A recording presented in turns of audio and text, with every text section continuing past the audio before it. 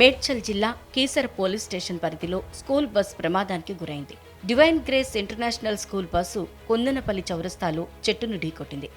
ఈ ప్రమాదంలో చిన్నారులకు గాయాలయ్యాయి. డ్రైవర్ నిర్లక్ష్యంతోనే ఈ ప్రమాదం జరిగినట్లు తెలుస్తోంది. ప్రమాద సమయంలో బస్సులో 40 మంది చిన్నారులున్నట్లు తెలుస్తోంది.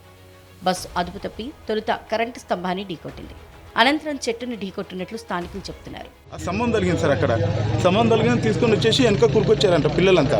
ఆ డ్రైవర్ అప్పటికే పడిపోయాడంట.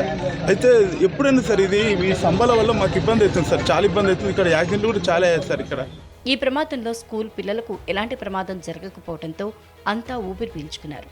స్వల్ప గాయాలైన వారిని ఆసుపత్రికి తరలించారు.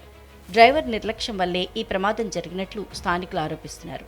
టెస్ట్ చేయకుండానే బస్ డ్రైవర్గా పెట్టుకున్నారని ఆరోపిస్తున్నారు చిన్నారుల తల్లిదండ్రులు. స్కూల్ యాజమాన్యంపై చర్యలు తీసుకోవాలని డిమాండ్ చేశారు. ఇంత నిర్లక్ష్యం ఉంటుందా పిల్లలంటే? వాళ్ళు ఎందుకు మెయింటైన్ చేయాలి స్కూల్స్ ఇవని?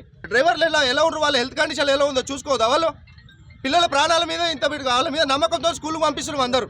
అయితే ప్రమాద సమయంలో స్తంభానికి పవర్ సప్లై అవుతోంది. బస్కు పవర్ సప్లై అయి ఉంటే పెను ప్రమాదం జరిగి ఉండేదని తల్లిదండ్రులు ఆందోళన వ్యక్తం చేశారు.